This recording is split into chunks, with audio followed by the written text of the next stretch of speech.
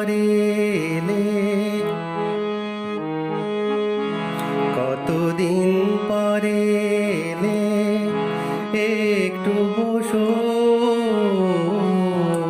কতদিন পরে এলে, একটু বসো, তোমায় অনেক কথা বলার। নমস্কার বন্ধুরা, শুরু করছি আজকের গণিত। আজকে কোনো নামতার কৌশল নয়, আজকে নিয়ে এলাম একটি সম্পূর্ণ অন্য বিষয়, গণিত। চিহ্ন। আমরা গণিত করতে গিয়ে, অঙ্ক করতে গিয়ে অনেক চিহ্ন ব্যবহার করি।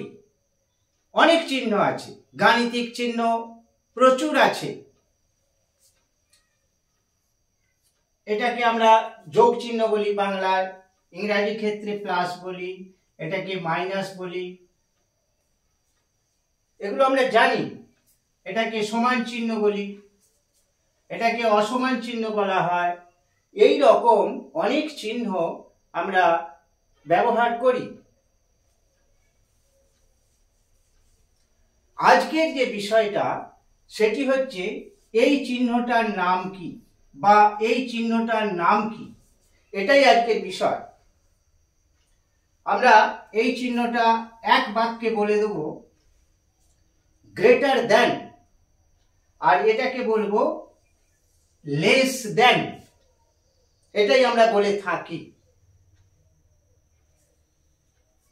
কোন সংখ্যা বৃহত্তর বোঝাতে এই চিহ্ন আমরা ব্যবহার করি, আর কোন দুটি সংখ্যার মধ্যে কম্পেয়ার করতে, তুলনা করতে এই দুটি চিহ্ন আমরা ব্যবহার করি। তুলনা করতে, দুটি সংখ্যার মধ্যে যখন তুলনা হবে,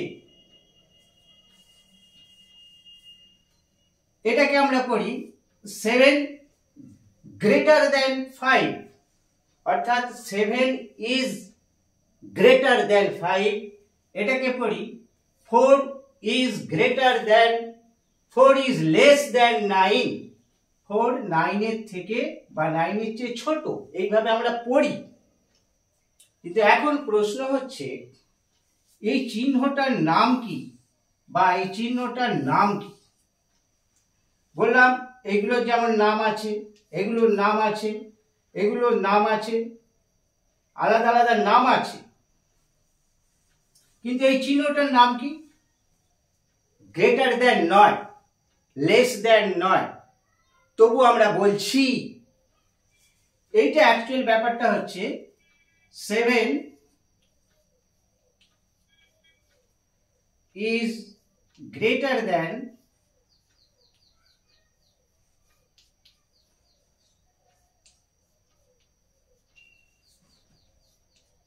5। এইটাকে আমরা 7 is greater than 5, এটাকে আমরা পড়ি এইভাবে। এই যে বলছি গ্রেটার দেন, এই অংশটা, এই কথাটা বাক্যের একটা অংশ মাত্র। গ্রেটার দেন, কারো চেয়ে, গ্রেটার, এটা কম্পারেটিভ ডিগ্রি করা হয়। ইংরেজিতে যে ইংলিশ গ্রামার আছে, ডিগ্রি যেখানে আছে, কম্পারেটিভ ডিগ্রি 7 এবং 5 এর মধ্যে কম্পেয়ার করা হয়েছে, তাই বলছি গ্রেটার দেন। কিন্তু এই সাইনটার নাম কি, এটাই হলো বিষয়। বা এটাকে বলছি 4 ইজ লেস দেন 9।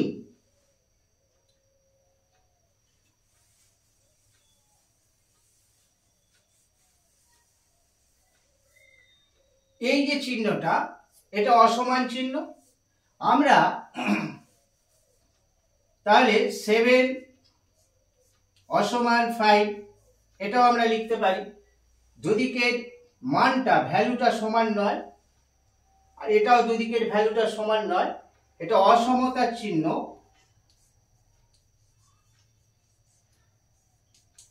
অসমতা ইংরেজিতে বলা হয় not equal. 7 is not equal।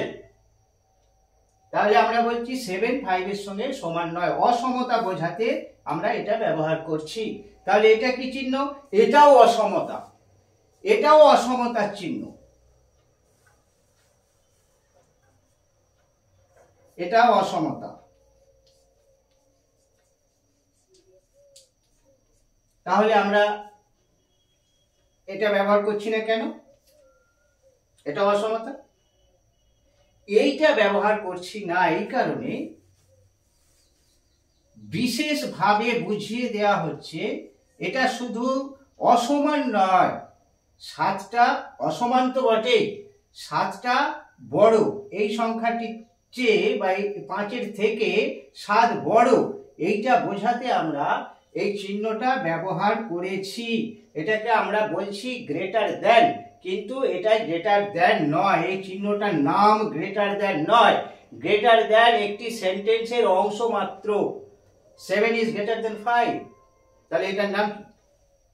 ভাবুন, কখনো ভেবে দেখেননি গ্রেটার দেন বা লেস দেনই বলে এসেছেন? ভাবতে থাকুন এই চিহ্নটার নাম কি। সব চিহ্নর নাম আছে, তাহলে এর নামটা গেল কোথা? আমরা কম্পেয়ার করতে এটাকে বলছি গ্রেটার দেন। ভাবতে থাকুন। আবার আমরা যদি এমন লিখি, কোনো একটা অজ্ঞাত রাশি লিখলাম, x is greater than y, x বড় y এর চেয়ে, y এর থেকে, আবার যদি এখানে একটা সাইন দেওয়া হয় তাহলে এটাকে বলা হচ্ছে greater than equal x y এর মান, x এর মানটা y থেকে বড় হতে পারে বা y এর সাথে y এর সঙ্গে সমানও হতে পারে, সেই অর্থে এই চিহ্নটা ব্যবহার করা হয়। তাহলে আমরা যদি 7 এটা লিখি, এটা কি ভুল হবে? এটাও ঠিক হবে, এটা ভুল নয়, এটা ভুল নয়।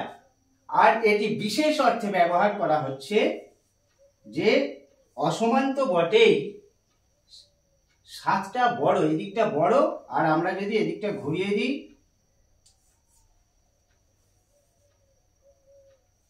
তাহলে এদিকটা ছোট, এদিকটা বড়। এই যে চিহ্নটা নিয়ে এলাম, এই চিহ্নটার নাম একটু ভাবতে থাকুন, এর কি নাম?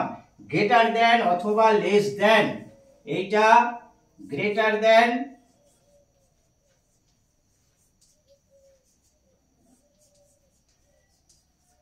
আর এইটা লেস দেন, নাম নয়।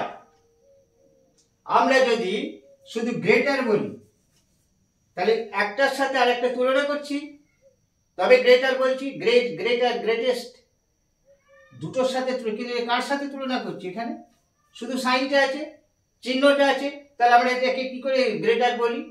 বলতে পারছি না। আর গ্রেটার দেন তো বলতেই পারছি না সাইনটাকে। আর যতক্ষণ না কোনো সংখ্যা এখানে লিখছি দুদিকে, ততক্ষণ গ্রেটার দেন বা লেস দেন বলতে পারছি না। তাহলে কি বলবো? রইল আপনাদের জন্য প্রশ্ন, ভেবে উত্তর দিন। এই সাইনটার নাম কি? লেস দেন নয়, গ্রেটার দেন নয়। সেন্টেন্সের একটি সেন্টেন্সের অংশ মাত্র গ্রেটার দেন বা লেস দেন। ভাবতে থাকুন।